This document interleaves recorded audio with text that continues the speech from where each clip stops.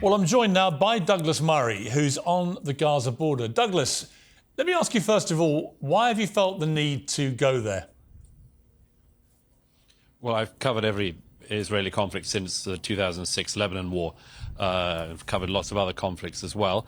And this one is obviously an incredibly important conflict. It's one that is going to be crucial, not just for Israel, but for the region. And I like to see these things firsthand, as you know, Piers. I do. And I've read your stuff for many years about these kind of conflicts. Let me ask you, what's your feeling on the ground there? I know you've been with some of the IDF. What is your feeling about the motivation for this war from the Israeli side? Is it revenge? Is it something different? What are you picking up? Well, it's not revenge. I mean, I think the most obvious thing is I spent part of today at the kibbutz of Nir Oz. This is a kibbutz right down the road from here by the Gaza border, where there are about 400 residents. 80 of them were kidnapped on the 7th of October, and another 30 to 40 were murdered. And I went through the remains of their houses, saw all the blood-spattered walls, and went through the charred remains of that village, that community. That was just one of the massacre sites. I went earlier past the massacre site of what you'll remember is there was a music festival, also near the Gaza border, which was taking place where so many hundreds of young people were having a rave and then were massacred, raped, mutilated, and again kidnapped and taken through the border into Gaza. So you see the remnants of that appalling day everywhere around here. It's very hard to find a family anywhere in Israel that hasn't been directly or, very closely related to the atrocities of that day. 1,400 civilians slaughtered in one day and thousands more injured is the sort of thing that will have an effect on any society. It would be roughly comparative to, say, 20,000 people being killed in our own country. So it's a massive thing. It's a massive blow in Israel. The whole nation has felt it. And of course, people know that there needs to be an answer to this. And I think you can hear behind me as I'm speaking some of that answer, the crump of artillery shells and missiles from the air, it seems. And you can see some of that rising over the border behind me. You talked about proportionality in this conflict being absurd. I've talked a lot about what is proportionate. I've struggled to think of what a proportionate response is to the barbarism of those terror attacks. There is a view, and maybe you share this view, but there is a view, I think Ben Shapiro said this to me when I interviewed him, that there should be no limit on the response that Israel has. It's not about proportion. It's not about you kill one of us, we kill one of you. This is about a war specifically designed to eliminate Hamas, and they will do what it takes. Yes. Well, I mean, remember that one of the heads of Hamas said only a few days ago from the comfort of his foreign residence, because remember, the heads of Hamas don't live among their peoples. They've been made billionaires by taking in international aid for years now. But one of the heads of Hamas said the other day, we will keep doing October the 7th again and again and again. So there's a realization in Israel, I think, that this is just unlivable. You can't have a situation where you have a neighbor who won the election in 2006 after Israel withdrew from the Gaza, promptly killed their fellow Palestinians, the Fatah members in the Gaza, threw them off buildings and shot them in the back. So Hamas has been ruling Gaza for all the last 1.5 decades. It has spent all the international aid money and much more that has come into it on its own infrastructure of terror tunnels, its infrastructure of rockets and other munitions to throw at Israel, and then, of course, in enriching its leaders. The place you see behind me could be Singapore by now, and there's a reason it isn't, and it's the leadership of Hamas. And so, I think that it is something that people have to realize, that this is not a situation which is sustainable for Israel. And yes, the Israeli government is going to be doing whatever it needs to do to fulfill its objective of ridding the Gaza of Hamas. How easy or difficult a job that is another question, but it's something that is going on as we speak.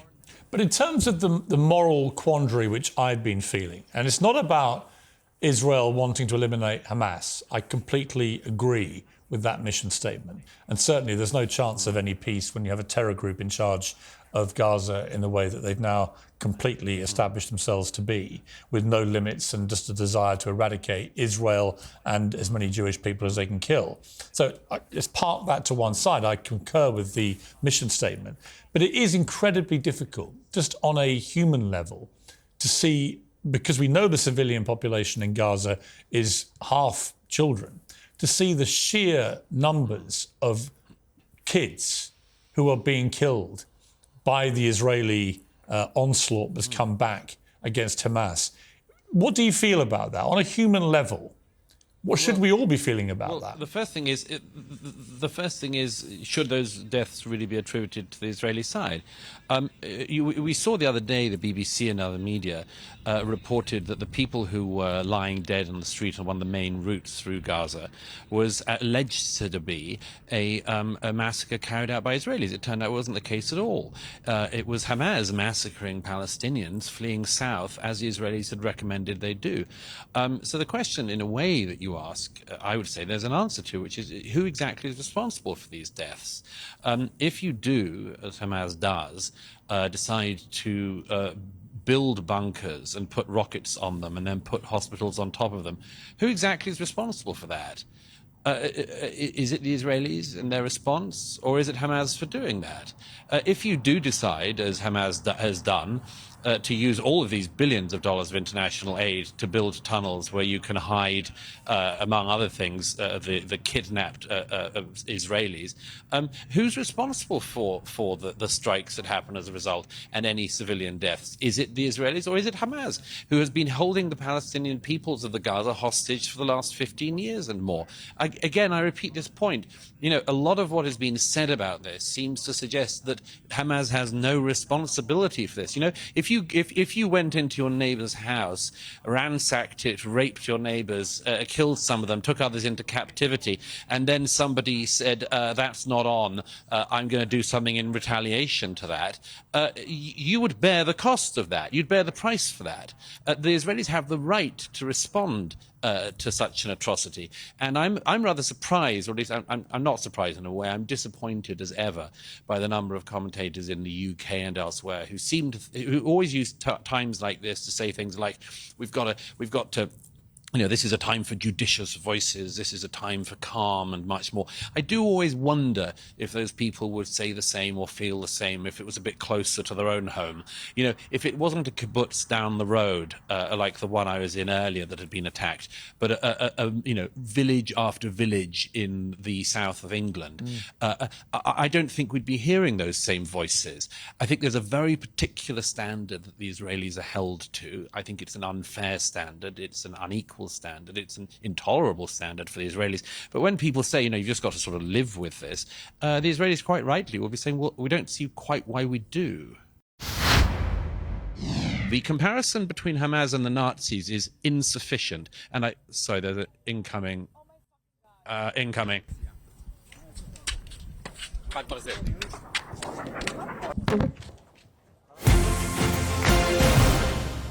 What about this issue around the pro-Palestinian marches, and specifically the one planned for Armistice Day here in London on Saturday? Do you think it should go ahead? Well, my own view is that it shouldn't, and it shouldn't because it's not because it should be banned, but because it's a grotesque insult to the British people. It's a deliberately provocative day to choose for such a march.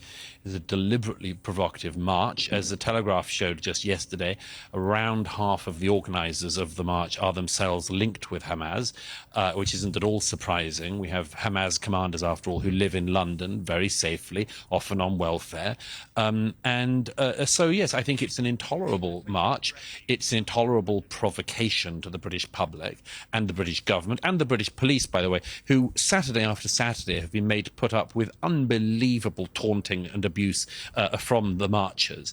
It's very clear by now, Piers, that what is happening is that every week the crowds are pushing and seeing if they can push the police further and further, harder and harder, and be more and more provocative. And they're managing to do that. But this is culminating this weekend. And here's the thing. I don't think, and I certainly read and hear, that large numbers of the British public are just not going to put up with this. The march may be diverted. But let me pick you up on that. Diverted away from Whitehall. But, right, but let me pick you up on that, because it's interesting, because you, like me, have been a very vocal, and passionate defender of free speech, and we know that that includes that, that you have to accept that other people you may vehemently disagree with have a right to free speech. Christopher Hitchens, someone that you and I both admire. But this isn't. This. No, I'm going to come to my question, but Christopher Hitchens said the only thing that should be upheld at all costs and without qualification is the right of free expression, because if that goes, then so do all other claims of right as well. Now, what was interesting to me, I've been on a bit of a journey this week about what I really think about this, and Nicholas Soames actually said something that really made me sit up and take notice and change my mind about it, actually, because he's Churchill's grandson, he's a Conservative, and he said strongly yesterday that he thinks the march should be allowed to go ahead because the very freedoms that the people on Armistice Day who we honour, who gave their lives in the wars, they did so to preserve the freedoms of people like those marchers, the ones who are not being violent, the ones who are not showing pro-Hamas stuff, I'm not sure about that. They have a right to protest. Well, we'll try to single those two things out for a second. First of all, I don't regard Nicholas Soames as a sort of hereditary inheritor of the mantle of Churchill just because he happens to be his grandson. Besides what you quoted from Christopher earlier, he would never have said that right extended to supporting terror groups. I mean, we're in a total quandary in the UK, as you know, and it's a despicable quandary to be in. We host Hamas leaders. We have a deputy prime minister, former deputy prime minister of Iran living in Harrow. We've been at the centre of allowing these people to be in our country and indeed to plot terror from our country for years. So it's always a bit rich to hear the British, I think, lecturing others about being an unsound part of the international security community. As for the actual marches, look, I'm afraid that the rules on this are very, very clear. You are not allowed to glorify terror or call for terror on the streets of Britain. And that existed before the 2006 Terrorism Act banned glorification, and it certainly exists now. If you stand on the streets of London calling for jihad, you are calling for terror, and that is actually a place where free speech is at its limit and is no longer permissible. It's the same with, for instance, calls for intifada on the London tubes. Remember, we had a touch of intifada on the London tubes a few years ago. So again, calling for intifada is something that you're not allowed to do in the UK. Okay, you're not but Douglas, allowed to call for murder. This. You're not allowed to. Let me finish one other case. You're not allowed to stand on the streets of London and call for the murder of Jews or any other minority. No. And yet people have been getting away with this No, Saturday after Saturday. And are the police arresting people? No. Right. No, they're not. The police last week said we're outnumbered. Right, so that is a key point. The police have said, Met Commissioner Samart Rowley said, the laws created by Parliament are clear. There is no absolute power to ban protest. Therefore, there will be a protest this weekend.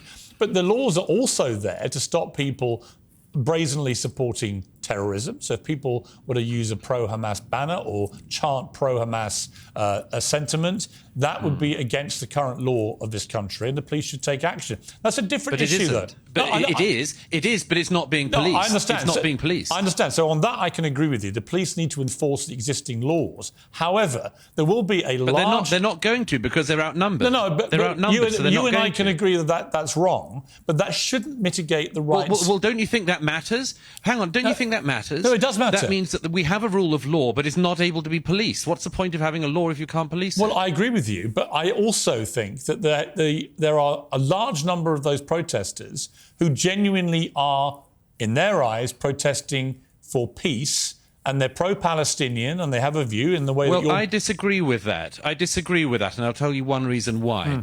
The crowds in question are 100 times larger than the number of people who came out when hundreds of thousands of people were being killed in Yemen.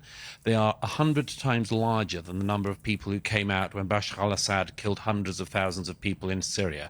Seems to me that the people in question only care if one side in the particular conflict happens to involve the Israelis. But they're allowed to. Very excited. But they're allowed to. So I don't... Well, they're allowed to, absolutely, and we can make judgments about them. But I would not presume by any means that what you're talking about are pro-peace people. They're anti-Israeli. That's it. Well, but they're allowed to be anti-Israeli. I think that's the point. They're not Sure, allowed. they're allowed to be anti. If you're allowed to be, in that case, I suppose we have to allow people to be anti-other nations as well. I mean, Britain was founded at the same year. Israel, was founded in the same year, within the year of Pakistan. Maybe we should allow large protests of hundreds of thousands of people to go around the streets of London protesting that Pakistan doesn't have a right to exist or a right to defend itself. Well, Maybe we should allow this. I don't think it's a good precedent whatsoever. Hang on. I don't think you have a right to say that Israel doesn't exist. If you want the extermination of all people in Israel, that is a criminal offence. However, if you are literally, as I said... Well, it doesn't seem to be a criminal offence, Piers. It doesn't seem to be a criminal offence. You and I can agree on that. I'm not disagreeing with you about... We're clearly in a position where they're not policing the law. No, I understand. Otherwise, we wouldn't have all of these videos of people inciting violence on the streets. But Douglas, you and I can agree that the police need to enforce existing law. There's no dispute between us on that, and they should be doing that a lot more. But we also, I think, have to surely look at the people who are genuinely there in a non-violent manner, of which there are many. These are massive protests. I think back to the protests, for example, against Donald Trump when he came to London, against America because he was the president. We allowed that to happen. I didn't necessarily agree with them, but we allowed them to happen. I remember Madonna saying we should blow up the White House, a women's march in Washington. That happened, and people accepted that. Well, but here's a very important point on that, Piers. Madonna almost certainly, so far as I know, has no military capability behind her. So when Madonna says, I'd like to blow up the White House, it's a piece of stupid rhetoric from a pop star. When you've just had the largest massacre of Jews since the Holocaust, and you have Hamas supporters and others marching through London calling for it to happen again, that does matter, because there is a capability. So there is a difference, isn't there? Well, there is, but I don't think that all of these protesters are pro-Hamas. And the difference is whether or not you have a large artillery behind you. Yeah, but you don't honestly think they're all pro-Hamas, these people?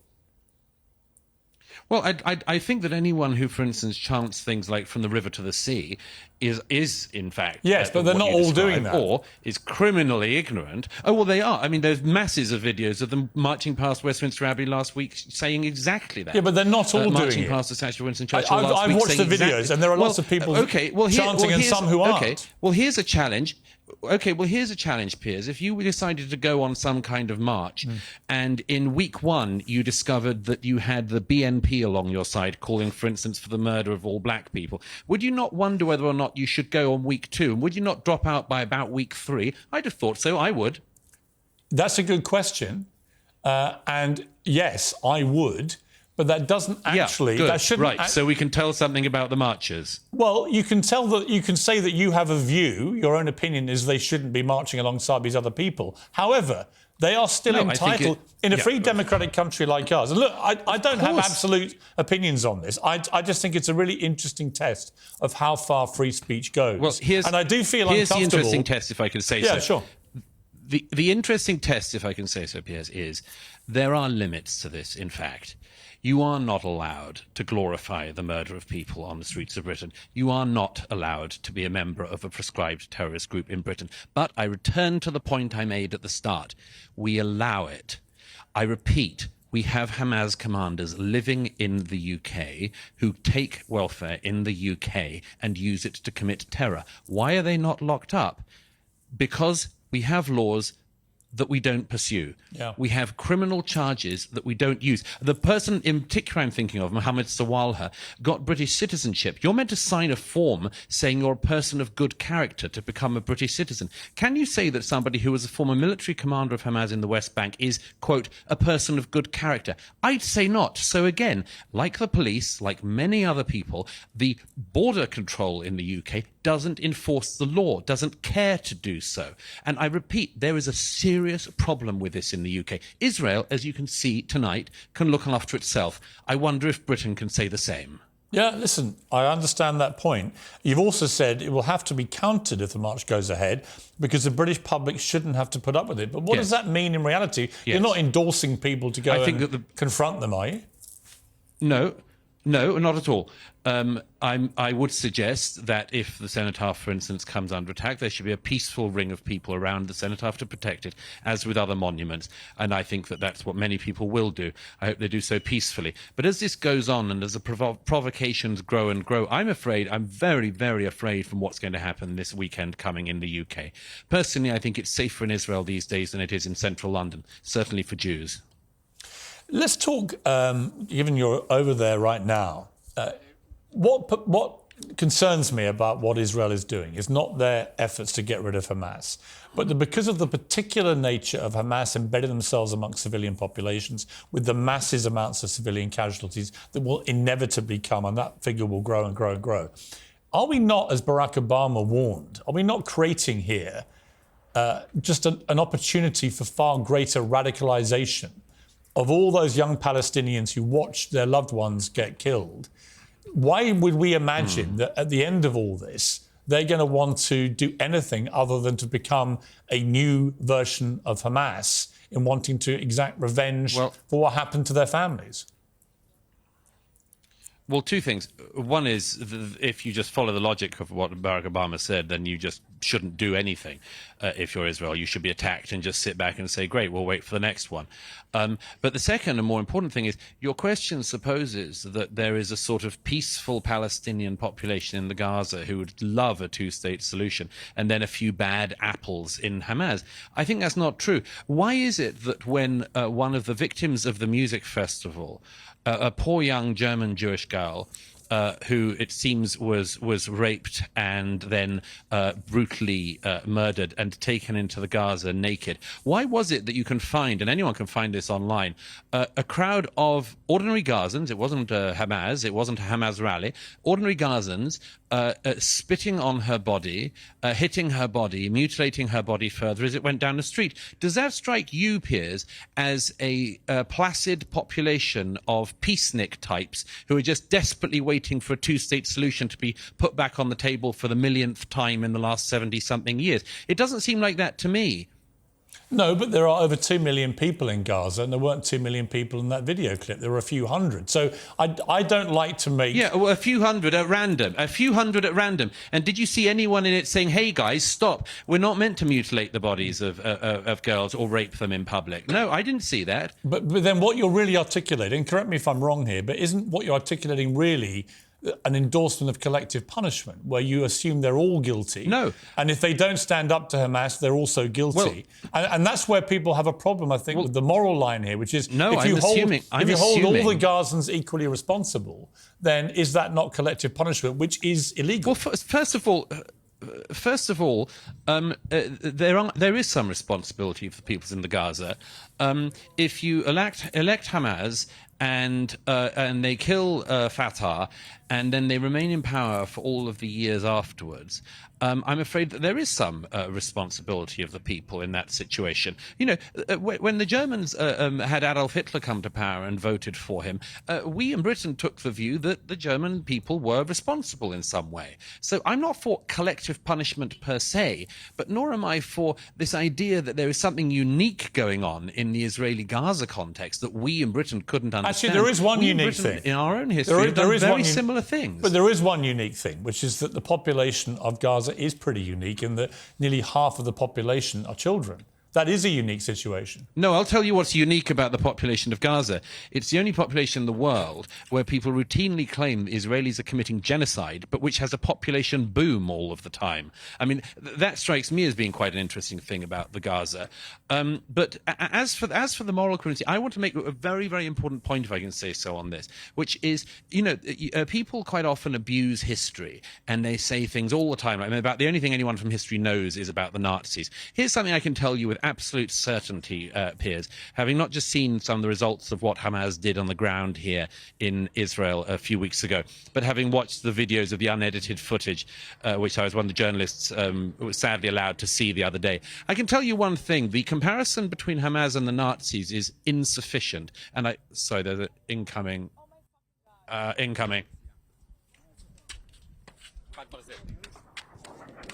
Get safe, Douglas.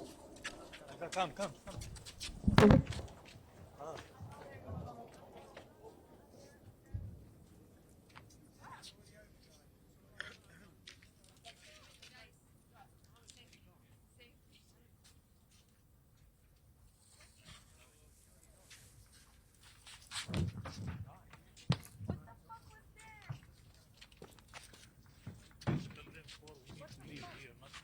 Are you okay, Douglas?